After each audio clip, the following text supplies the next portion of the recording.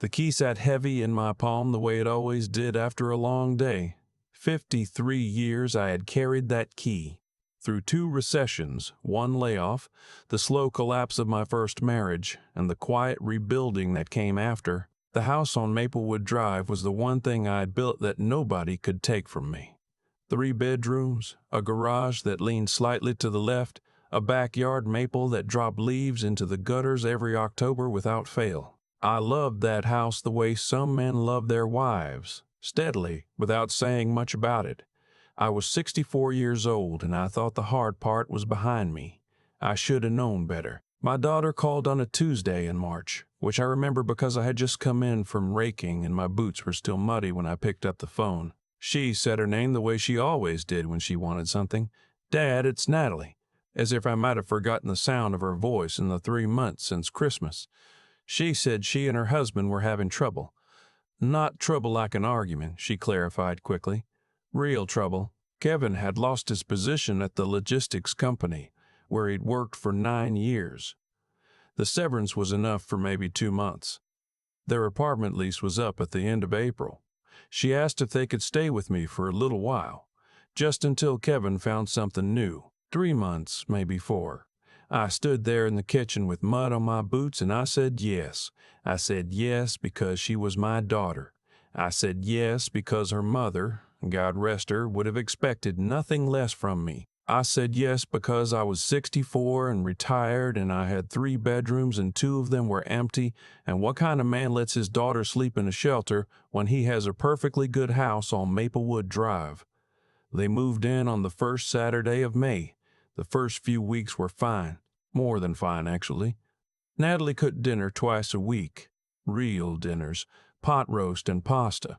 Things I hadn't bothered making for myself since I retired.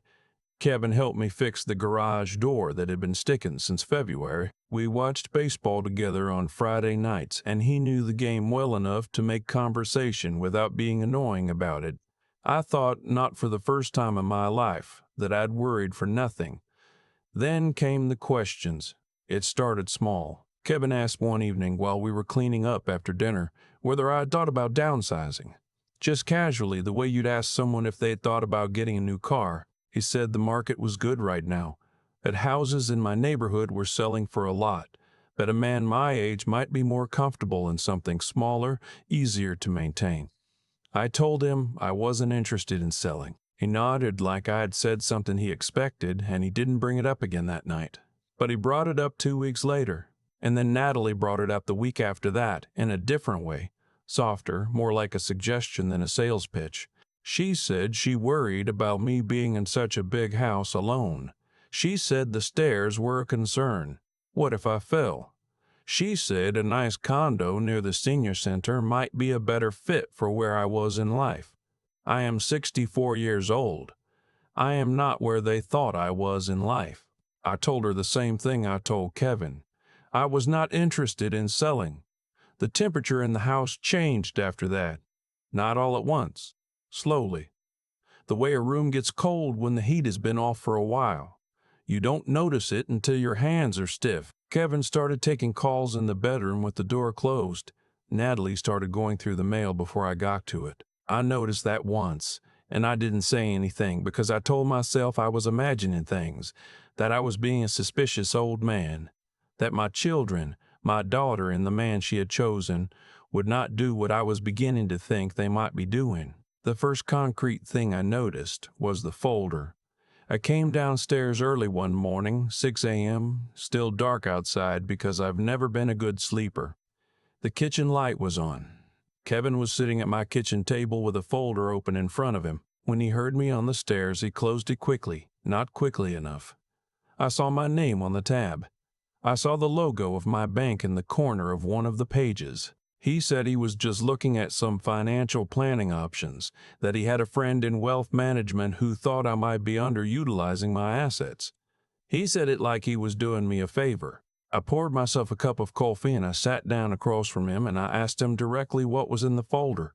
He smiled the way people smile when they're deciding how much of the truth to give you. He said it was nothing I needed to worry about right now. He said we'd talk about it when Natalie was up. I said I'd like to talk about it now. The smile went away. He picked up the folder and took it back to the bedroom. I sat at my kitchen table with my coffee going cold, and I understood, in that moment, the way you understand things. You've been avoiding understanding. That something was very wrong in my house. I called my old friend Bert that morning. Bert had retired from a career in banking, and he knew more about financial documents than anyone I trusted.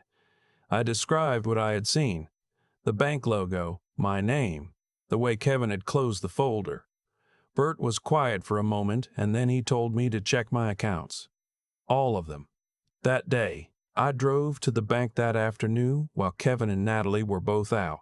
My account manager, a young woman named Carla who had handled my accounts for 6 years, pulled up my records and went very still in a way that told me everything before she said a word. Someone had submitted a change of address form for my account statements. The new address was a P.O. box I did not recognize. The change had been submitted 3 weeks ago. There was also an inquiry, not an action yet, just an inquiry, about adding a secondary account holder. Carla asked me if I had authorized either of these things. I told her I had not. She flagged both immediately. She printed the records and put them in an envelope and handed them to me across the desk with both hands, the way you hand someone something they're going to need to hold on to. I drove home and I sat in the car in the driveway for a long time. My daughter and her husband living in my house, eating dinner at my table, watching baseball with me on Friday nights, and the whole time, they had been trying to get to my money before I noticed. I did not go inside right away. I called my attorney first. His name is Phil Greer, and I have known him for 22 years, and he picked up on the second ring. I told him what I had found. He told me not to confront them yet. He told me to come to his office in the morning and to bring the envelope from Carla. He told me not to leave important documents anywhere in the house. I asked him how bad this could get. He said it depended on how far along they were. I went inside. Natalie was making dinner. She smiled at me from the stove and asked how my afternoon was. Kevin was watching television in the living room. He raised a hand in my direction without looking up. I said my afternoon was fine. I washed my hands. I sat down at the table. I ate the dinner my daughter made, and I did not say a word about what I knew. That night I lay in bed and I stared at the ceiling and I thought about the woman who had raised Natalie. Her mother, my first wife, Carol, who had died when Natalie was 19 and who had never stopped believing, even in her last months, that our daughter was going to be something good.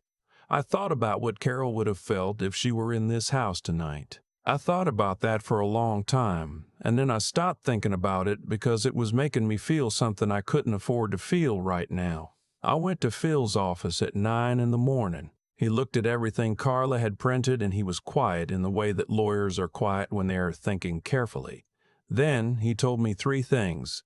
First, what Kevin had done by submitting the address change without my authorization was already potentially criminal. Second, the inquiry about a secondary account holder, combined with the address change, suggested they were building towards something, possibly attempting to gain financial control over my accounts, perhaps using a power of attorney document I had never signed. Third, I needed to act now, before they got any further. He asked if I had a current will. I did.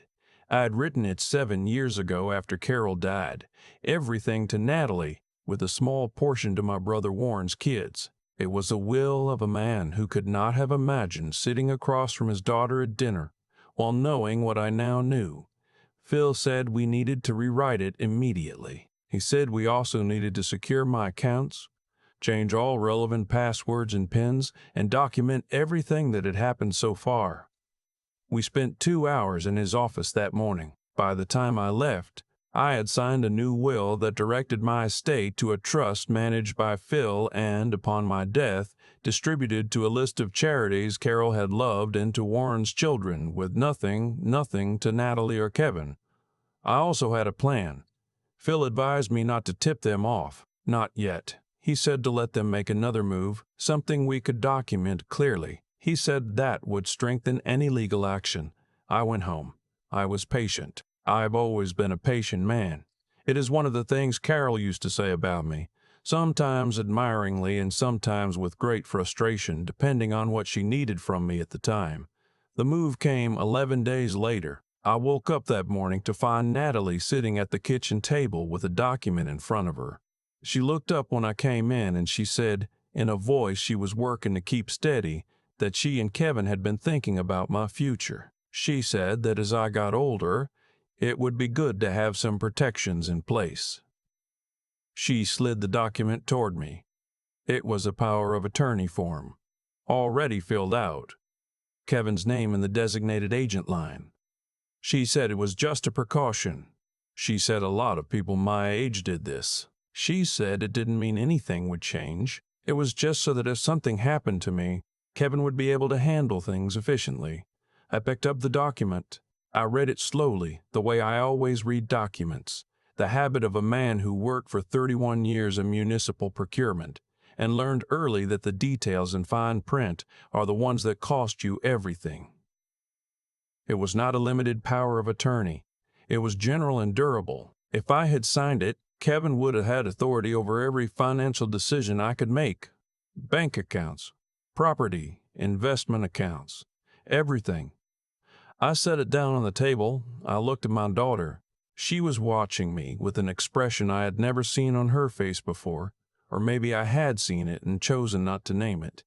It was the expression of someone waiting to see if a plan was going to work. I told her I needed to think about it. She said, of course, there was no rush. She smiled. She poured me a cup of coffee and she talked about the weather and the neighbor's new dog. And I sat there and I drank the coffee and I understood completely. I called Phil from the driveway that afternoon. I told him what had happened. He said this was exactly what he had been waiting for. He said to photograph the document and text it to him immediately. I did. Phil filed a report with the County Adult Protective Services office that same afternoon. He also contacted the district attorney's office with the evidence of the unauthorized account changes. I did not tell Natalie or Kevin that any of this was happening. 2 days later, there was a knock on my door. 2 investigators from the DA's office stood on my front porch with identification and questions. I invited them in. We sat in the living room. The same living room where Kevin and I had watched baseball on Friday nights, and I told them everything. I gave them the envelope from Carla. I gave them the photograph of the power of attorney document. I gave them the timeline I'd written down at Phil's suggestion. Kevin came home from wherever he had been while we were in the middle of our conversation. He walked in and stopped. He looked at the investigators. He looked at me. He looked at the investigators again. I watched his face go through 5 different things in about 3 seconds. One of the investigators stood up and introduced herself. That was the end of it, more or less, though the legal part took months.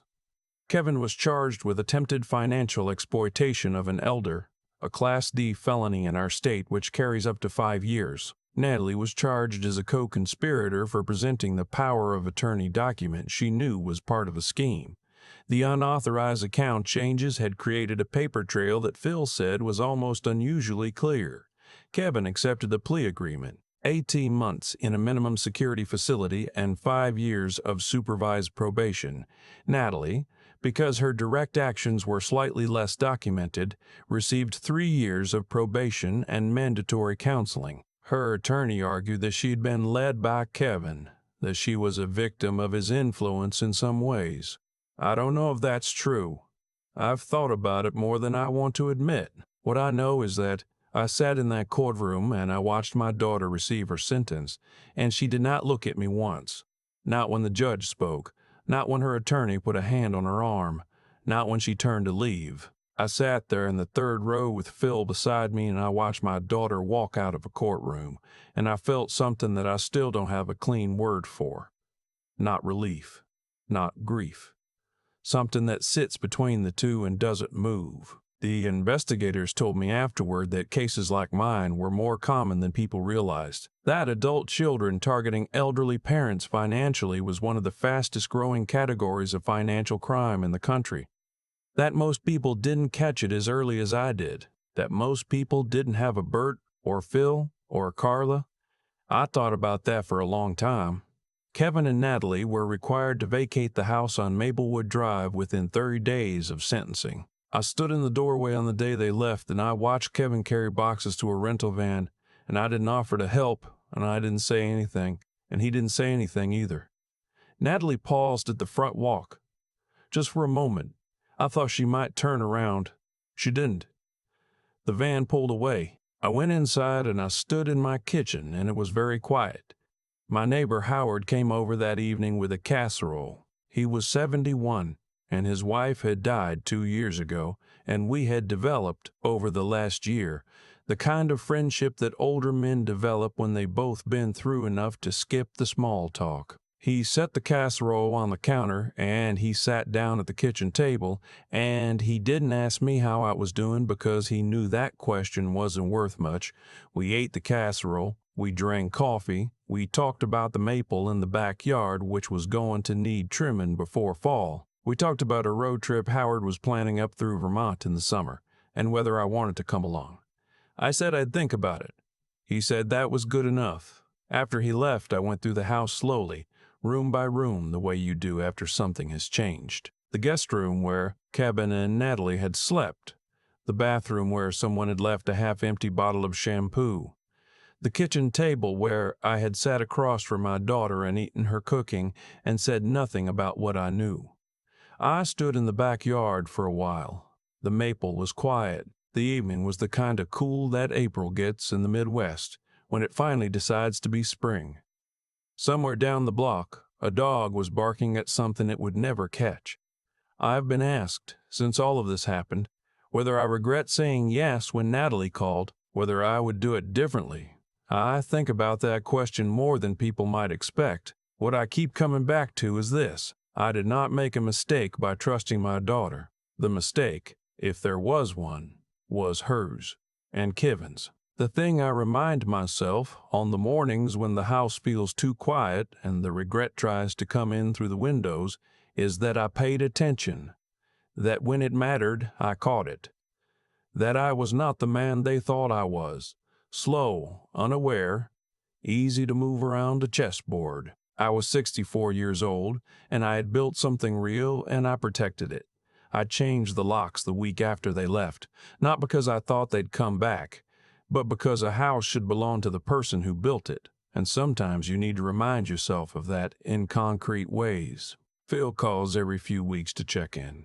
Carla at the bank sends me a monthly summary now, printed and mailed the old-fashioned way, at my request. Bert and I have lunch on the second Thursday of every month at a diner near his place, and we talk about baseball and grandchildren and the slow indignities of getting older, and we do not talk about daughters or Kevin or power of attorney forms unless I bring it up, which I sometimes do, because talking about it helps. Howard and I did end up going to Vermont. 2 weeks in July, up through the Green Mountains, across to Burlington, down along the Connecticut River Valley. We ate at diners and stayed at small motels, and one night we sat outside a place near Montpelier, watching fireflies, and neither of us said much for a long time. On the way home, Howard said he thought I seemed better. I told him I thought he was probably right. The house on Maplewood Drive is still there. The garage still leans slightly to the left. The maple drops its leaves into the gutters every October. The key is still heavy in my palm after a long day. I am 64 years old. I built this. It is mine. Nobody is taking it from me. People ask me sometimes whether I feel sorry for Natalie, whether I wish things had gone differently, and I always take a moment before I answer, because I think the honest answer deserves more than a quick response. Here is what I've come to understand, not from a book or a sermon or anything anyone told me, but from sitting in my own kitchen in the quiet after all of it was over. What Kevin and Natalie did happen overnight. It grew. It started as a conversation about downsizing, moved into questions about my accounts, became a folder on my kitchen table at 6 in the morning, and ended with a power of attorney form slid across the table like it was nothing. Every step they took was a choice, and every choice carried its own weight forward. That's not a spiritual idea. It's just how things work. Actions build on actions. Intentions shape outcomes. The path they were walking had only one place it could end, and they walked it themselves, one deliberate step at a time. What I keep thinking about is the moment I saw Kevin close that folder. I had choice in that moment, too. I could have confronted him right there, let the anger do the talking, given them time to cover their tracks or move faster. Instead, I poured my coffee and I sat down and I kept my mouth shut and I thought clearly. That restraint, not weakness, not fear, just the decision to think before acting, is what gave me time to call Bert, to drive to the bank, to sit in Phil's office the next morning with an envelope full of evidence. Wisdom isn't something that arrives fully formed. It's built out of small decisions to stay calm when everything in you wants to react. I've made plenty of mistakes in my 64 years, plenty of moments where I spoke too fast or trusted too completely, or let pride get in the way of good judgment. But in those 11 days between finding the folder and the morning the investigators came, I made the right calls. Not because I'm exceptional. Because I paid attention and I didn't panic. That's what I want to say to anyone who is sitting in a situation like mine, wondering if they're overreacting, telling themselves it's probably nothing, making excuses for people they love. Pay attention. Trust what you see, not just what you want to believe. Caring about someone does not require you to be blind to what they are doing. And this, it is never too late to protect what you built. I was 64 years old. Some part of me had started to believe, the way people do without quite meaning to, that my best years of clear thinking were behind me, that I should defer to younger people, let things go, not make trouble. Kevin and Natalie were counting on exactly that. They were counting on me being the version of myself that sits quietly and nods. I wasn't that man. I don't intend to be. The house on Maplewood Drive is still mine. The maple still drops its leaves every October. Phil still calls to check in. Bert and I still have lunch on the second Thursday of the month. I built something real. I paid attention when it mattered, and I am still here. That's enough. That's more than enough.